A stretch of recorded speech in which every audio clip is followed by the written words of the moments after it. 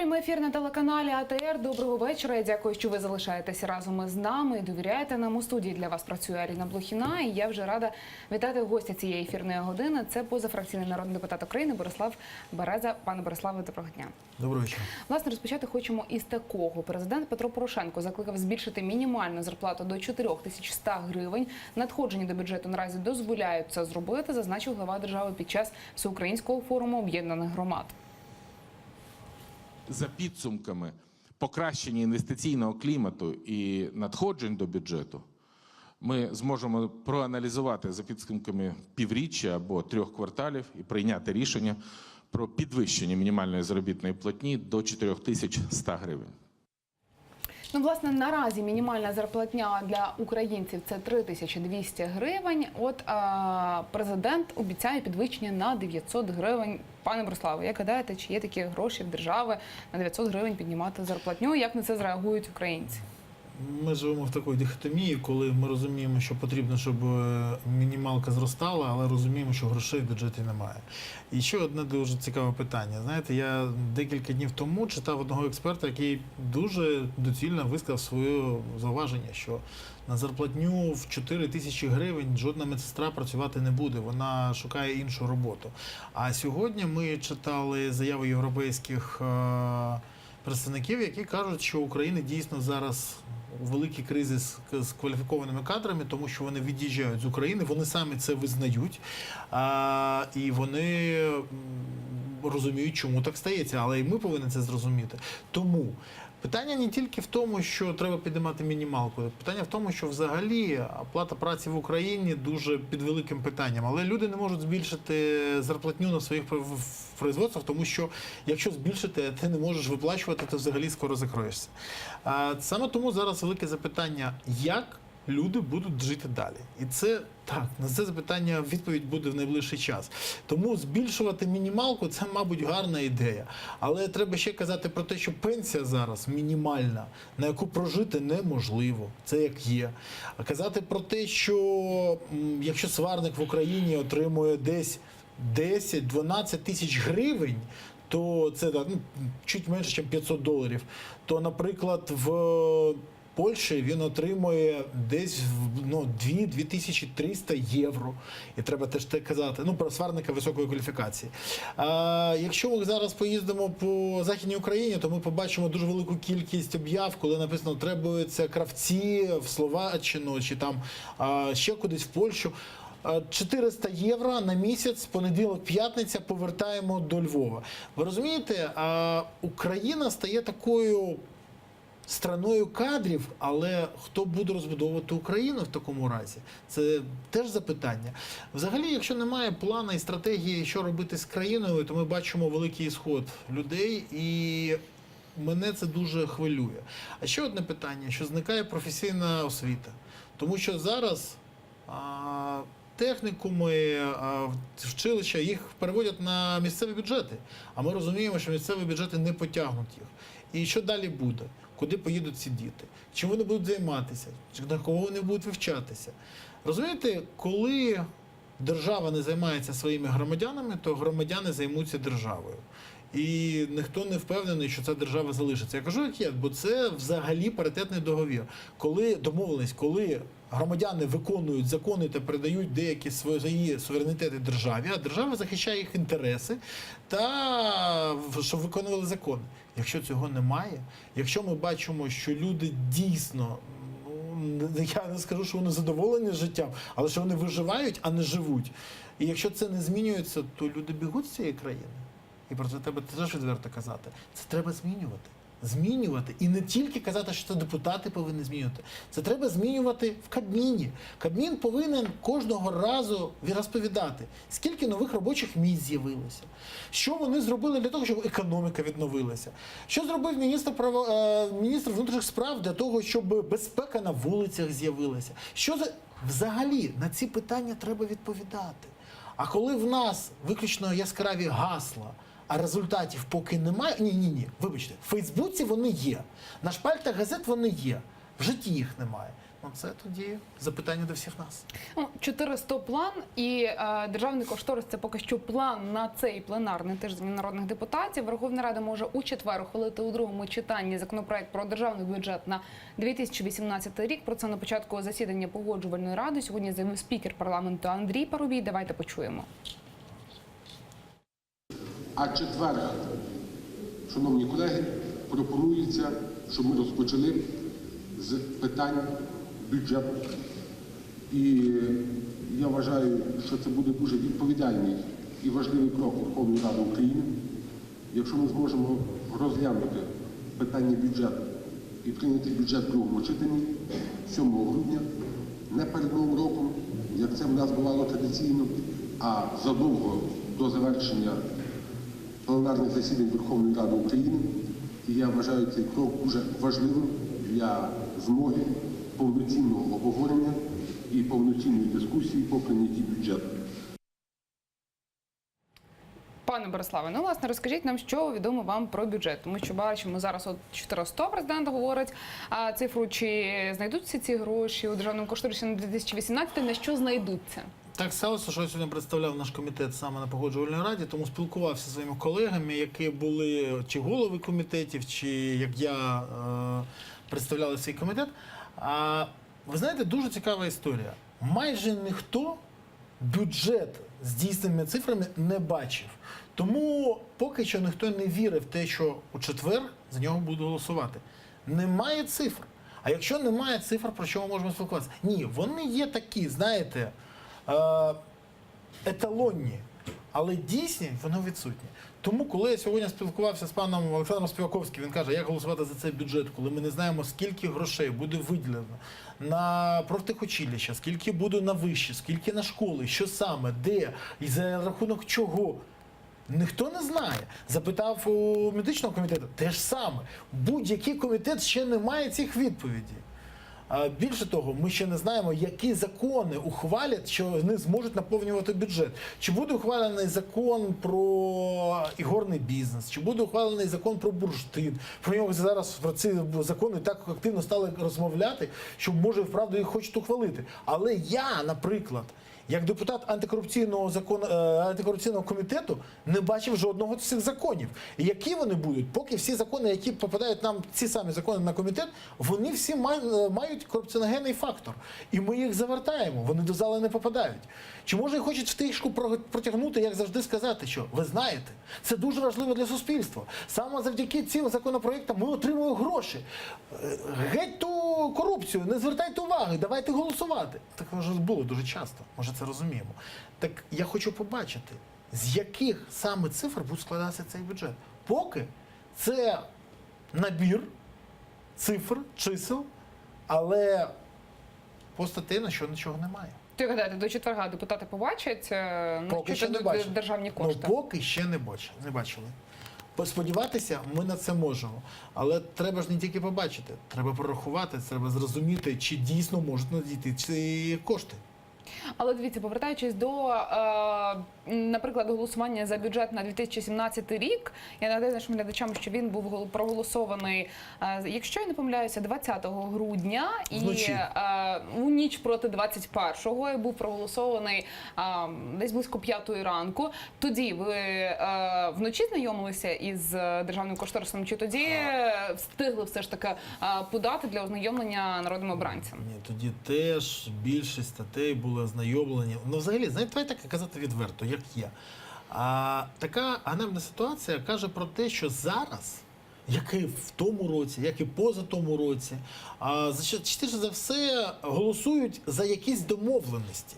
А що напишуть в бюджеті, це вже після всі зрозуміють. Більше того, я пам'ятаю, як колись прем'єр Яценюк махав переді мною пачкою з бумагою і казав, от цей бюджет, а це були чисті листи бумаги. Так, я розумію, потім на них написали що завгодно. І зараз можуть написати. І хочу, щоб всі зрозуміли одне. Якщо в залі знайдуться знов голоси за листи бумаги, то потім не дивуйтесь, чому не покращене життя. Ви сказали якраз про домовленості, які будуть точитися довкола державного кошторису. От упродовж цих 2 днів. Хто і за що вестиме торги, як гадаєте? Ну, хтось захоче отримати преференції при поверненні ПДВ, хтось захоче лобіювати якісь свої інтереси в аграрному секторі, хтось в металургійному, хтось в енергетичному, 100% хтось захоче отримати якісь пожежні машини, хтось захоче отримати свої інтереси чи субсидії на округи. Знаєте, Якщо, пане Бориславе, по фракціях, дивіться, там БПП зацікавлено у тому, або там БПП і Народний фронт так не зацікавлені. можна казати, тому що в тому ж БПП є ті, хто відстоюють металургійне лобі, енергетичне лобі, аграрне лобі. В кожній фракції є свої інтереси. Кожна фракція дефрагментована на такі групи, які лобують ті чи інші питання. Те, що це відбувається не відверто, так, але те, що таке є, теж так. Добре, тоді 226 голосів – це мінімум, який мають дати за державний бюджет на 2018 рік. З яких фракцій назбираються ці голоси, як гадаєте, якщо, до прикладу, бюджет ухвалять? Зараз можу сказати. Кажіть, Вже можу казати. давайте. БПП, Народний фронт, потім Радикальна партія. Скоріш за все, якщо домовляться, то дасть опозиційний блок. Якщо опозиційний блок не дасть, то буде Воля народу і Відродження. Все. Їх досить.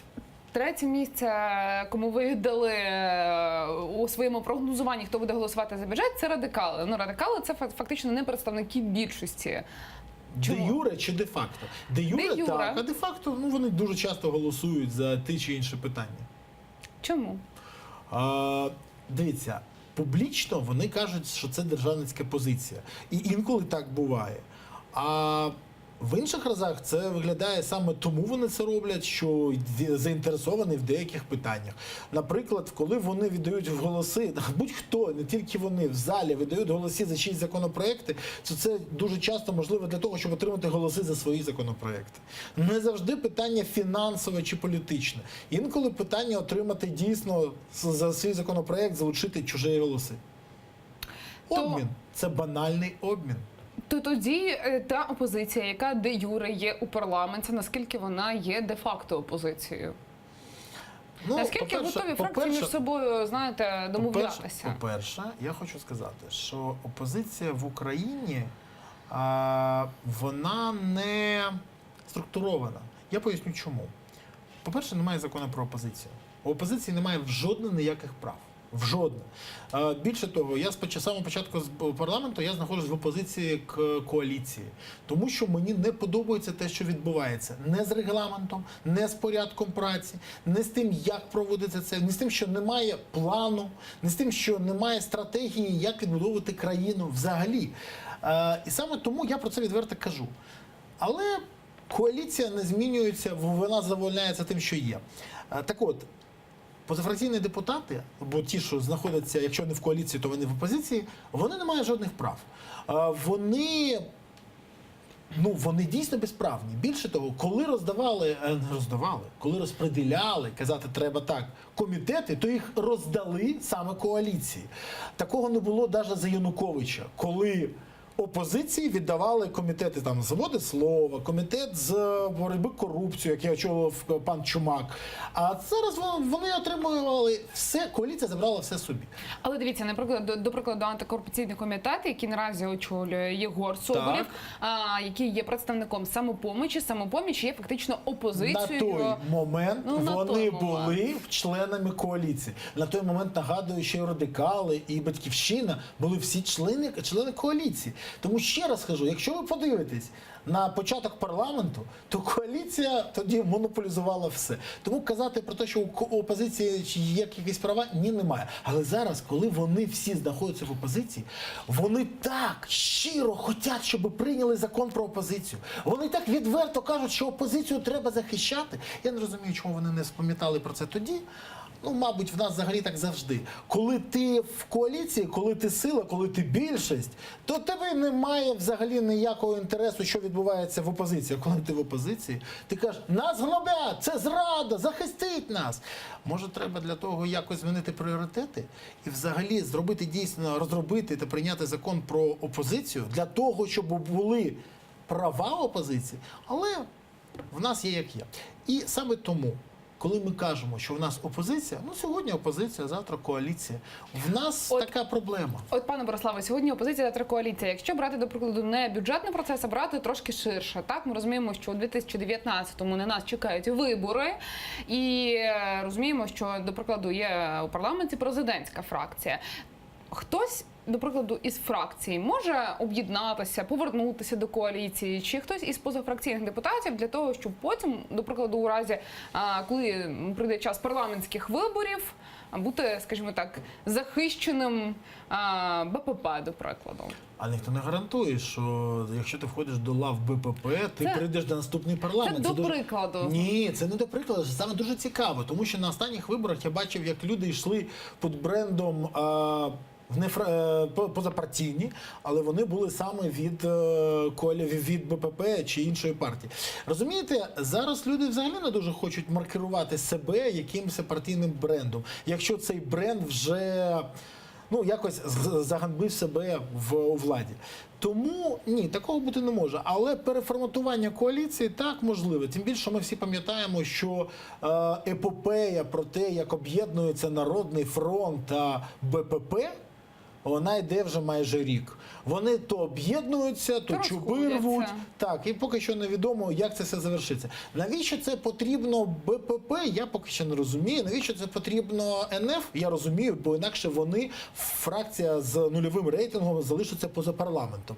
Але вони підуть, мабуть, по мажоритарці. Це не було б найкраще. І саме тому я можу бути впевненим і казати, що саме завдяки мажоритарчикам від БПП і НФ буде завалений новий законопроект, який зветься Виборчий кодекс.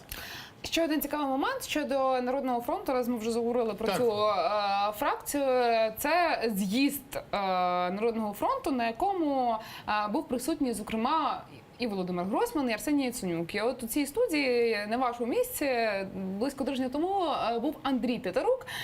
І ми ставимо питання, якщо постане вибір Яценюк прем'єр чи Гройсман прем'єр, він конкретної відповіді не дав, сказав, будуть кандидати, будемо визначатися. Як гадаєте, чи може Володимир Гройсман, скажімо так, напряму примкнути до Народного фронту і взяти під свою опіку, очолити цю політичну силу? Це теж дуже цікава історія, тому що зараз політологи кажуть, що якщо, наприклад, Гройсман йшов до парламенту самостійно, то він може отримати від 7 до 10%. А якщо з Народним фронтом, то непогано, якщо б 4 взяв. Тому це дуже цікаво. Але у Гройсмана немає партійної структури. Партійної структури в нього дійсно немає, але вона є у Народного фронту. Тому цей симбіоз можливий. Тут інше питання, чи потрібно вони один одному і чи можуть вони співпрацювати далі? Бо ще є одне питання, як вони будуть ділити місця та округи. А це найголовніше. І саме тому зараз ми бачимо, як вже такі вирисовуються такі дуже цікаві на перспективу проекти. Володимир Гройсман може бути як очолювати список нового НФ, допустим, не НФ, а ПФ, якийсь там продуктовий фронт. Чи, може, він буде очолювати новий БПП Лайт. Це теж можливо. Щоб не було, рейтинг зараз у Гройсмана такий, що притулятися буде не він, а до нього. Ще одна важлива тема, яку я хочу з вами обговорити, це ось ці міжвідомчі колізії. Власне, у Верховну Раду планують найближчим часом викликати керівництво Генеральної прокуратури, Національного антикорупційного бюро, САП та СБУ, аби вони дали пояснення стосовно конфлікту та відповіли на запитання депутатів. Про це заявив голова фракції БПП Артур Герасимов під час засідання Погоджувальної ради парламенту. Можемо почути. Ми також повністю підтримуємо позицію Генерального прокурора, що правоохоронні органи повинні боротися з корупцією тільки законними методами. Бо виникає дуже багато питань. Яким чином використовувалося незаконне контрабандне обладнання для прослуховування? Яким чином секретні дані отримували особи, які не мали на це жодного права? На підставі чого працівники, наприклад, НАБУ, провокативно діяли з порушенням норм навіть Європейського суду з прав людини? І хто буде за це нести відповідальність? І на сам кінець виникає просте питання. Чому грубо порушується закон про НАБУ? Пане Бориславе, то чи дійсно збираються у Верховній Раді заслуховувати очільників цих відомств? Ну, це сьогодні заявив Артур Герасимов. Він, як відомо, дійсно голова БПП, тому сподіваюся, що так і буде. Але це тільки один бік питання. Є ще один дуже цікавий бік. Я сьогодні підіймав це питання саме на Погоджувальній раді, коли сказав, шановні, можемо в разі раз проголосуємо за незалежного аудитора НАБУ, тому що в нас є дві персони. Це Марта Борщ, екс-прокурор США, Сполучених Штатів Америки, та екс-прокурор Іспанії господин Кастерсана. І хотілося б побачити вже цього аудитора. Але теж дуже велике питання, що якщо ми його оберемо, коли він зможе приступити к своїй роботі, тому що ж досі немає розробленої методології, завдяки якої він буде оцінювати роботу НАБУ. Хоч чимось потрібно працювати. З методологією працює зараз наш комітет, і він напрацьовує її. А от з обранням цієї персоналі, ну треба, щоб Парубій вніс ці дві кандидатури і зал обрав. Дивіться, все ж таки в мене постає питання, що якщо, до прикладу, очільники силових і антикорупційних відомств прийдуть у Верховну Раду, про що буде ця розмова? Тому що фактично так само Артур Герасимов сьогодні заявив про те, що позиція фракції – це, ну, скажімо так, вони зайняли позицію Генеральної прокуратури і Служби безпеки України. То про що буде ця розмова? Кожен все одно, я так розумію, і пан Ситник, і пан Луценко залишиться про своєму. Як відомо, вже підключилось цьому питання посольство США, яке зараз мирить наших правоохоронців. Для мене це якось дивно. Я вважав, що українці можуть примиритися один з одним не залучаючи послів, але, мабуть, не завжди. Саме тому сподіваюся, що цей конфлікт зійде на нівець. Тому що зараз на цьому конфлікті піаряться всі, кому не лінь, і заробляють на цьому конфлікті виключно корупціонери, які плескають у долонях, стоячи в обік і кажучи, дивіться, вони ж нікчеми, вони нічого не можуть. Всі ці правоохоронні органи, всі, що були старі це вори, нові це дурні, взагалі нічого. Дискредитування взагалі правоохоронної системи в Україні зараз на такому рівні, що суспільство майже розгублено. Тому зараз треба згуртуватися, по-перше. По-друге, закінчувати ці правоохоронні війни. Це вже не змагання, це дійсно війна. І по-третє, останнє, знаєте, треба, щоб всі працювали виключно в правовому полі. Якщо жодна з сторін не буде виходити за свої повноваження та не буде порушувати будь-які процесуальні норми, то запитань не буде ні у суспільства, ні у них друг до друга. Щодо дискредитації і того, що потрібно завершити ці війни, то очільники цих відомств висловлюють свої позиції і продовжують. Зокрема, генпрокурор заявив, що агенти НАБУ працюють поза законом. Про це він сказав в ефірі телеканалу «1+1». Він зазначив, що агентура – це люди, які не проходили конкурсу, про них ніде немає даних і вони не зазначені як штатні працівники відомства. Маємо нагоду почути цитату пана Луценка. Маємо нелегальних агентів, які використовують незаконні методи провокацій. Ніхто з них не допущений до держтаємниці, але їм надаються матеріали прослушки НАБУ, що є кримінальним злочином. Вони використовують незареєстровану в Україні техніку для прослуховування, яку завезено контрабандним шляхом, а отримані матеріали вони використовують у своїй роботі. Власне, сам директор НАБУ Артем Ситник такі заяви генпрокурора спростовує. Він зазначив, що агенти насправді штатні працівники. Конкурс був проведений, але нормативні документи щодо нього засекречені, стверджує Ситник. Пане Бориславе, чи не є таке, скажімо, висловлювання генпрокурора на адресу працівників Національного антикорупційного бюро дійсно спробує дискредитувати цей орган? А це каже про те, що війна продовжується, а на війні, як відомо, всі способи хороші, непогані. І ще одне питання. Знаєте, сьогодні я побачив в Фейсбуці дуже цікаву фразу. Хочу нагадати пану генпрокурору, що біля МВС стоїть пам'ятник Жеглову, який був тим самим агентом, який з порушенням викривав банду Чорної кішки. Це може жарт, але він дуже ретельно підобраний. Тому що зараз треба, по-перше, відокремити, коли було провокування хабаря. Це незаконно, я погоджуюсь. Якщо це доведено, це по-перше. По-друге, треба зрозуміти, що агенти під прикриттям вони працюють інакше, ніж офіційне обличчя. І про це теж треба казати. І хотілося б, щоб зараз ця дискредитація один одного, щоб лайно, швиряння лайна один в одного закінчилося як можна швидше. Тому що ще раз наголошую на тому, якщо зараз вже зневельована довіра до НАЗК. Ну, якщо хтось повірить в НАЗК, зараз все. Взагалі, у дуже великої кількості людей не розуміє, навіщо цей орган. І кажуть, що його функції треба передавати в нашу фіскальну службу, щоб вони займалися цим. Але до НАБУ зараз ще довіра є. Ще таких декілька скандалів, і, мабуть, судьба НАЗК буде і судьбою НАБУ. Про цей скандал, власне, нагадаємо нашим телеглядачам, що 29 листопада прес-служба Державної міграційної служби повідомила, що СБУ затримала агента НАБУ під час спроби передачі хабара першому заступнику голови Державної міграційної служби Діні Пімаховій.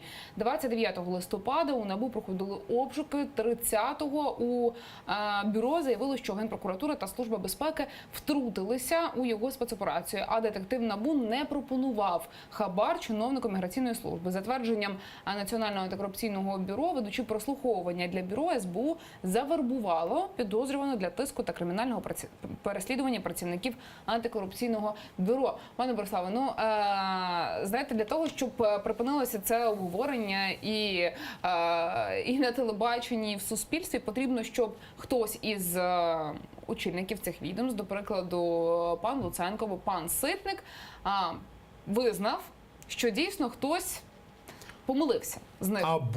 Або хтось з них довів, що не правий інший. Вони повинні надати докази.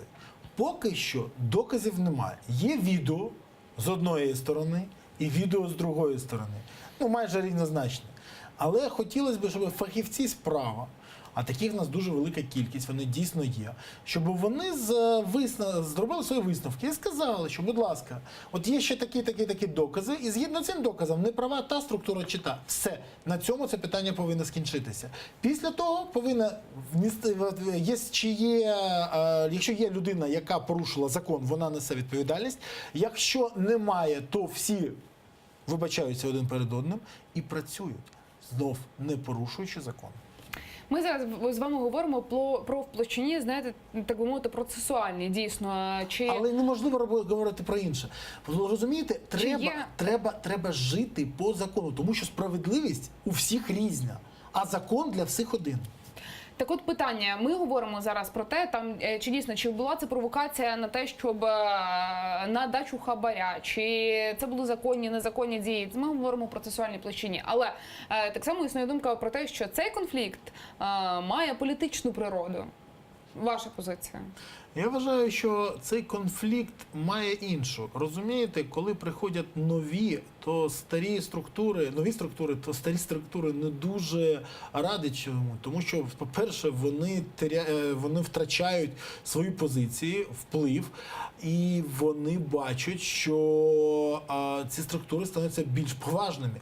А поважними становляться тоді, коли викривають, наприклад, як це з НАБУ, якихось можновладців і показують, що ці можновладці є хабарниками чи корупціонерами. Інше питання, чи роблять вони це з порушенням, чи без порушень. Це теж дуже велике питання. Тому що якщо робити все з порушеннями, то в суді будуть справи розвалюватися саме тому, що є процесуальні порушення. А на чий бік, на вашу думку, стануть депутати? Якщо ми говоримо про візит очільників відомств у парламент, як гадаєте, чи прийдуть всі? Я думаю, що прийдуть всі, це по-перше. По-друге, я думаю, що буде аншлаг, це буде не п'ятниця, а навіть якщо це буде п'ятницю, я гарантую вам... І не середа, напевно. Я гарантую, що який би день це не був, в залі буде аншлаг. Більше того, той, хто зможе переконати залу, отримує не тільки довіру від депутатів, він ще отримує такий, знаєте, гарант довіри на деякий час від суспільства. Тому що треба бути не тільки переконливим, а ще й аргументованим. І от ми побачимо, хто це буде. Поки що є прихильники у одних і у інших. Але жодна з сторін не довела, що саме вона права. Знаєте, цьому конфлікту передувала ще одна історія. Це так само конфронтація між Національним антикорупційним бюро і НАЗК. Ну, зараз домінанта змінилася, зараз всі говорять про НАБУ, ГПУ, СБУ і спеціалізовану антикорупційну прокуратуру. Ні, ну, поки що я можу сказати, що як це, ну, це дійсно приємно, що спеціалізована антикорупційна прокуратура поки що взагалі не замарана на жодному місці. Більше того, запитань до неї немає, тому що прокурори там дійсно працюють в рамках своїх процесуальних норм. Більше вони не можуть робити, вони і не роблять це. То чи вичерпаний конфлікт між НАБУ і НАЗК, як гадаєте? Поки що ні, тому що, ще раз кажу, ми маємо заяви колишньої співробітниці НАЗК, які ще не підтверджені. І ми хотіли побачити, як вона, пані Соломатіна та пані Корчак, можуть що сказати в свій захист як перша, так і друга. Взагалі, як це відбувається? Ви знаєте, то, що ви казали, процесуальні дії, як це йде? Представники НАЗК йдуть з представниками, представники НАБУ, з пані Соломатіною, бігуть, не йдуть, біжуть. Біжуть, як кажуть, до прокурора, процкера, процесуального керівника і кажуть, в нас є інформація, от дивіться. Потім вони в понеділок, наприклад, в п'ятницю, в понеділок проводяться обшуки, виймається вся документація, затримуються ті, хто повинен. І вівторок виключно МС Соломатіна виходить і грає свою пісню, розумієте? А в нас інше. Спочатку піар, а потім процесуальні дії. Так ніхто не робить. Скажіть, будь ласка, чому так не зробили? Від це було б найкраще. А такого не сталося. Чому? Оце запитання. Чому НАБУ зразу не пішло, не піднялося? Чому спочатку Соломатіна заявляє, потім виключно аж через добу піднімається питання і йдуть до САПу? В мене дуже великі питання. Відповідь не дуже приємна, але вона є. Мабуть, кваліфікація тих людей, які зараз працюють, не дуже висока. Ну, тоді теж є дві відповіді. Або треба їх більш ретельно та качественно навчати, більш якісно, або потрібен час, щоб вони стали фахівцями своєї справи. Іншого немає. Ми можемо набирати кожного разу нових, молодих, необізнаних, але будемо мати ту ж саму проблему. Ну, це питання відбору кадрів, воно дійсно наразі часто достатньо постає, тому що якщо ми, до прикладу, повернемося до тієї самої Національної агенції з питань запобігання і протидії корупції, дуже багато питань є до самої очільниці пані Корчак, до прикладу, до її премій. Я запитував її про неї. Вона відповіла мені в парламенті з 5-го разу. Я запитував 5 разів публічно, і вона відповіла виключно з 5-го разу. Да, вона визнала, що це були премії, але премії виписуються виключно за те, що ти зробив. А якщо ти нічого не зробив, а отримуєш гроші, це, мабуть, щось інше. І ще одне. Касаємо те, що ви кажете про кваліфікацію. Я працюю вже 3-й раз в комісії по відбору прокурорів саме для спеціалізованої антикорупційної прокуратури разом з Ігорем Луценком, разом з Ярославом Юрчишиним від Центру протидії корупції, разом з Дарією Калінюк. Хочу сказати, ми бачимо, як якість тих, хто подає документи, все нижче та нижче. Я кажу відверто. Якщо спочатку мінімальний прохідний бал був там щось 110, 100, 110, вже 80, ми радіємо, коли бачимо 80. Відсів масовий просто. Але ці люди працюють в правоохоронних органах. Дуже часто. Ви розумієте, що вони вже не кваліфіковані. Тому, ще раз кажу, коли ми запитуємо, чому в нас така проблема, тому що низький рівень підготовки і низька кваліфікація. Ви знаєте, тоді, коли постало питання про електронне декларування у НАЗК, так, там була ціла епопея, що не могли подати, і потім всі з нетерпінням чекали декларації саме високопосадовців і чекали, що після їхньої перевірки ми обов'язково дізнаємося правду. Звідки гроші, статки, нерухомість і так далі. Чи можна назвати роботу НАЗК наразі ефективною, як гадаєте? І яким чином хто має контролювати те, чим займається цей орган і які результати він представляє? За весь час перевірено менше 100 декларацій. Якщо це ефективність, ну тоді я не знаю, як це назвати. Це по-перше. По-друге, є дуже відомий викривач, антикорупціонер, журналіст Деніс Бігус. В нього є канцелярська сотня. Вони щось там декілька тисяч перевірили за той самий час. Щось по 10 тисяч. Я можу помилятися, але щось дуже близько. Більше, ніж НАЗК. в рази. І тому казати, що коли в нас є державний орган, який не виконує свої обов'язки, а є аматори, дійсно активісти, які це роблять, ну тоді запитання, навіщо нам такий орган? І ще одне запитання. Коли 2 тижні тому ми збиралися на комітеті, я запитав пані Корчик: пані Наталя, скажіть мені, будь ласка, 2 роки тому я подавав декларацію, мав дуже великі проблеми, там і вночі подавав, і в день з 56-ї попитки намагання я таки подав цю декларацію.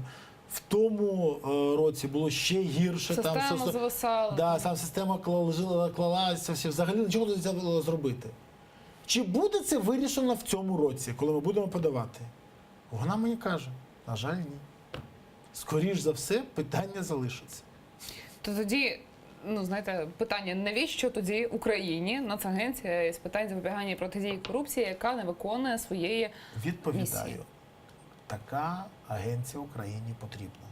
Але вона повинна працювати. Мабуть, кваліфікація людей повинна бути краще, ніж зараз. Її повноваження повинні бути змінені. Вона, мабуть, повинна входити в систему державної податкової чи фіскальної структури служби, тому що їм потрібні ці бази. І головне, ми повинні бачити, як тисячі декларацій щоденно перевіряються, тому що в нас вже 1,5 мільйона декларацій. Якщо перевірено за рік 100, менше ніж 100, то за скільки мільйонів років будуть перевірені інші? Суспільство не готове чекати. Ну не готово, кажу як є. І я не готовий чекати.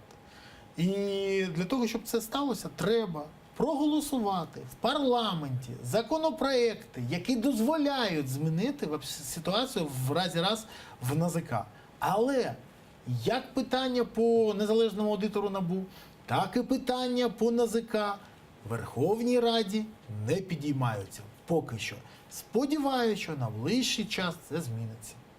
Тоді питання, до прикладу, якщо пані Корчак недостатньо ефективно виконує свою роботу, де тоді шукати її заміну? Чи Ніде не їй потрібна заміна? По-перше, ми не можемо її звільнити. Це по-перше, якщо ви не знаєте. Неможливо її звільнити виключно. Це дійсно, кажу, є. Верховна Рада не зможе її звільнити. Це може зробити, по-перше, там Кабмін, тому що коли буде заведено кримінальна справа, і ще це дуже велике питання.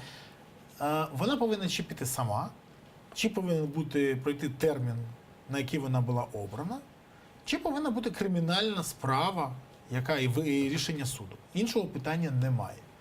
Тому треба або підіймати якість роботи саме НАЗК.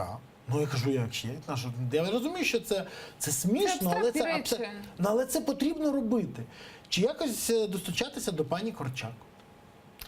Я вірю більше вперше. Пане Бориславе, ви як заступник голови антикорупційного парламентського комітету, до вас питання саме щодо того, от усе те, що наразі відбувається довкола силових структур, довкола антикорупційних відомств, комітет буде якось реагувати на це все? Комітет вже реагує. Ми вже збиралися, ми вже спілкувалися. Я сподіваюся, що в найближчий час ми знов зберемося саме для того, щоб розібратися в цих питаннях.